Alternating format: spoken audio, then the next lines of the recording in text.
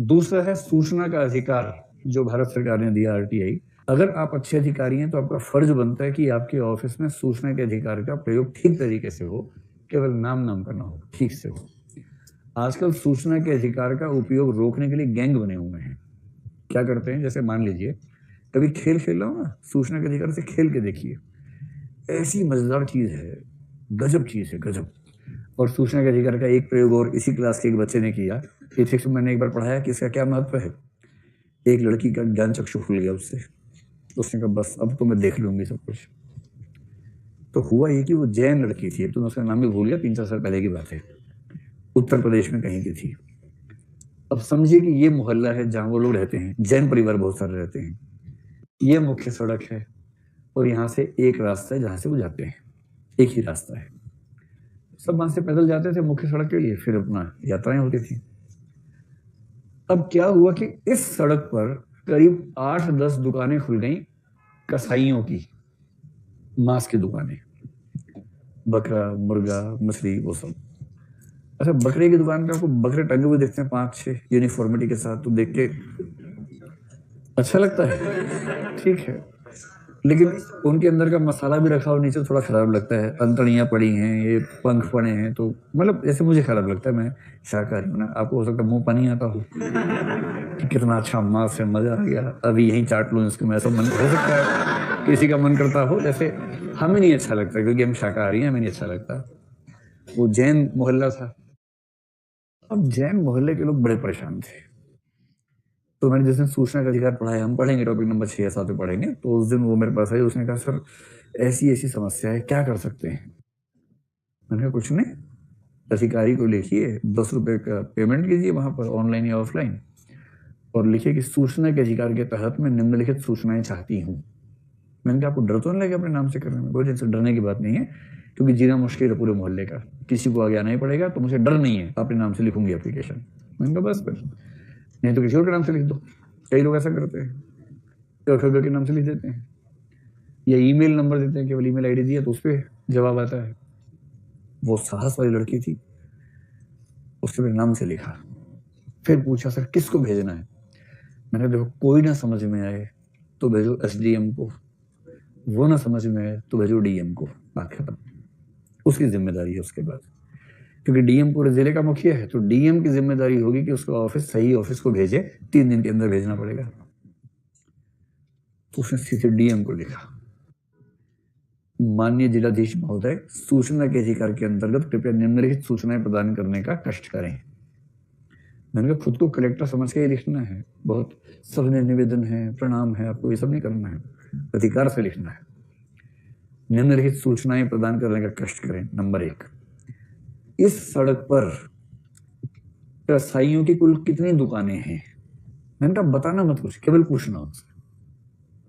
Number 2, क्या ऐसी दुकानों के लिए किसी लाइसेंस की आवश्यकता होती है या नहीं? नंबर 3, यदि होती है तो जिन जिन दुकानों को लाइसेंस दिए गए कृपया उन सबके लाइसेंस की फोटोकॉपी संलग्न करें, और मैं उसके लिए फोटोकॉपी की कीमत अदा कर रही हूं। उसमें अदा करना पड़ता है, 2 रुपए पर पेज होता है, वो पे करना पड़ता है उसके लिए। नंबर 4, यदि अनुमति नहीं दी गई है तो कृपया जांच करवाएं कि क्या कुछ दुकानें अवैध रूप से चल रही हैं, और यदि हाँ तो जो जांच आप करवाएंगे उसकी रिपोर्ट की प्रतिलिपि मुझे भिजवाएं। आपकी आज्ञाकारी कर खरगर। और ये आगे करने लिखा, मतलब साथ में 10 रुपए का वो जो पोस्टल ऑर्डर है वो लगाया, भेज दिया कलेक्टर के ऑफिस में, इतना ही किया। फिर 5-6 दिन बाद एसडीएम का फोन आया उसके पास, फोन नंबर था उस पर। उस एसडीएम से पहले वो मिल चुकी थी एक बार कि सर ऐसे दिक्कत है, उसे बता दिया था कि चलो चलो चलो, तुम्हें नहीं खाना ना खाओ, जो खा रहे खाना दो उसको। अब उस एसडीएम ने फिर से फोन किया, बहुत मोहब्बत से बात की उससे कि अरे बेटा आप उस दिन आए थे, हाँ बेटा मैं ध्यान, आओ बेटा किस दिन ऑफिस में बात करते हैं बेटा। तो उसने कहा ठीक है सर, मैं कल आ जाती हूँ। फिर नेक्स्ट डे गई ऑफिस में, पूरा ऑफिस स्वागत करने के लिए बाहर खड़ा हुआ था, आइए आइए आइए, अब सब आप सर आपका वेट ही कर रहे हैं, आइए प्लीज आइए, आप आइए। फिर सर कह रहे हैं कि अरे बेटा हमें तो पता ही नहीं था, हमने तो कल जांच की, 8-10 दुकान चल रही है वहां, तो हमें तो पता ही नहीं था। ऐसी दुकान चल सकती है किसी जिले में जो एसडीएम को ना पता हो, या पता भी और पत्ता भी आया था वहां से? सीरियसली बात है। और एसडीएम ने कहा कि बेटा क्या लोगे, चाय कॉफी क्या लोगे? तो उसको भी अच्छा लगा, बोली कॉफी मंगवा दीजिए, कोई बात नहीं। पी लेते, जब मिल रही है फ्री में कॉफी तो क्यों नहीं पियेंगे भाई, एसडीएम पिला रहे तो क्यों नहीं पियेंगे, पीनी चाहिए। फिर कि डीएम साहब का फोन आया था, मैं डीएम साहब से मिलने गया, बड़े नाराज हो रहे थे कि ये क्या हो रहा है इलाके में, इतना भी ध्यान नहीं रखते। तो बेटा आपसे एक निवेदन है, चिट्ठी वापस ले लो। तो इसको मैंने पहले कहा था, देखो चिट्ठी वापस लेने का दबाव आता है बहुत ज्यादा, वापस मत लेना वरना मामला खराब हो जाएगा। ये बोली कि सर वापस तो नहीं ले पाऊंगी चिट्ठी, मैंने तो कुछ पत्रकारों को बता रखा दिल्ली में, वो कह रहे थे कि अगर जवाब आ जाए और काम ना हो तो मुझे बताना, फिर मतलब देश के अखबार में छापेंगे। तो अब दबाव समझ रहे कितना हुआ। उसके बाद एसडीएम ने कहा बेटा अगर हम दुकानें बंद करवा दे तो, फिर इसने कहा तब मैं वापस ले सकती हूँ चिट्ठी, कोई दिक्कत नहीं है। अगले 3 दिन में सारी दुकानें बंद हो गई, एकदम बंद, पूरी गली साफ। और उसके बाद एसडीएम ने फिर बुलाया, गनीमत है कि इसने नहीं कहा कि आप घर ही आ जाओ, मैं फ्री नहीं हूं उस समय।